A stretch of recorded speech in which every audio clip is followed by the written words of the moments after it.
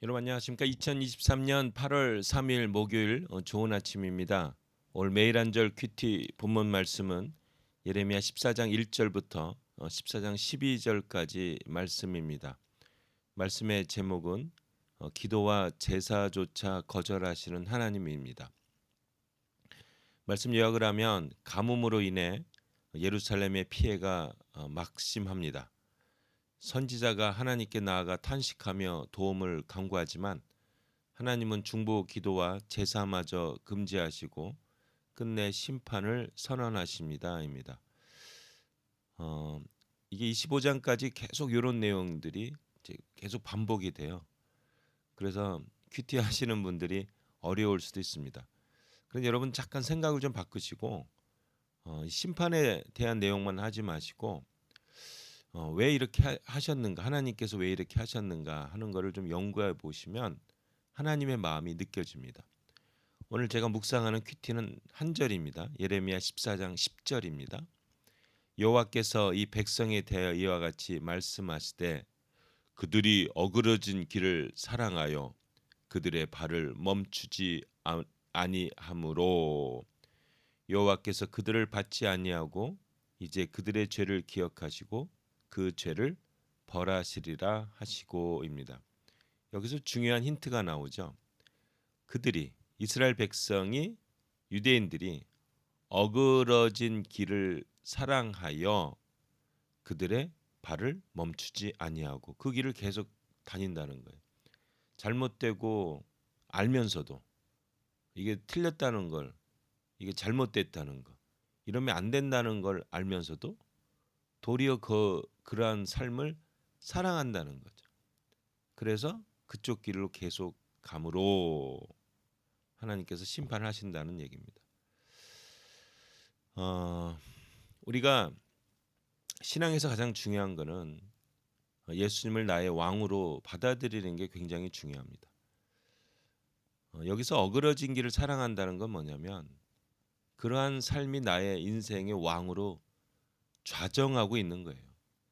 잘못된 길, 어그러진 길, 가서는 안 되는 길이 이 이스라엘 백성들의 어떤 삶의 주인이 된 거예요. 삶의 방향이 되고 삶의 목표가 된 겁니다. 그래서 사랑한다라고 하잖아요. 그 길을 쭉 가니까 멈추지 않는 거예요. 이게 너무 좋은 거예요. 너무 편하고. 그래서 가니까 하나님께서 그들을 받지 아니하고 결국은 심판하신다는 내용이죠. 이것은 동일하게 우리에게도 적용되는 거죠. 그 예수님께서 그런 말씀하셨잖아요. 재물과 하나님을 겸하여 섬길 수 없다라는 말씀을 하셨습니다. 재물과 하나님은 겸하여 섬길 수 없다. 하나님을 섬기든지 재물을 섬기는 거예요. 재물이 필요 없다는 내용이 아니라 재물이 그들의 삶의 주인이 되는 거예요. 너무 사랑하는 거예요. 하나님은 뒷전이에요. 돈을 위해서는, 재물을 위해서는 하나님도 포기하는 거죠. 이게 잘못된 길이죠. 그래서 하나님께서 잘못됐다, 잘못됐다, 잘못됐다. 그런데 그들은 듣지도 않아요. 사랑해요. 그리고 계속 그 길을 갑니다. 심판을 받아야 됩니까? 안 받아야 됩니까? 받아야죠. 받아서 깨우치고 돌아와야 되죠. 아, 이 길이 잘못됐구나.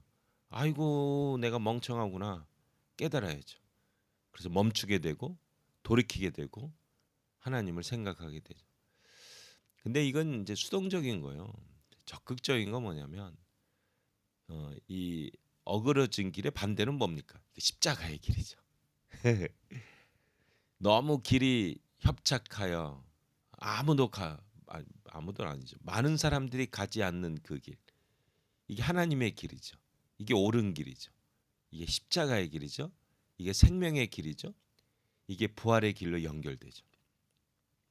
근데 너무 길이 협착하고 그래서 많은 사람들이 안 간대요. 가본 사람들은 아는 거죠. 가본 사람들은 체험하는 겁니다. 누리는 겁니다. 감격하는 길이죠.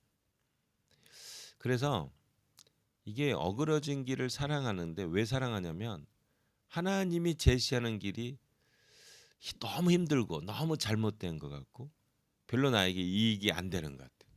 그래서 안 가는 거거든. 그래서 우리가 순종하여 가보면 그 길에 생명의 길입니다. 살아나는 길이요, 소생하는 길이요, 그들이 부활의 길이요, 창조의 길이요, 감격의 길이요, 기쁨의 길이요, 감사의 길입니다. 이건 걸어본 사람만이 아는 거죠. 그래서 우리가 어그러진 길을 이 사랑하여. 근데 이게 알거든요. 이게 잘못되다는 거. 이게 모를까요? 알면서도 하나님의 길은 싫은 거죠. 근데 마음을 좀 바꿔서 한번 걸어보자. 그리고 어떤가 한번 체험해보자.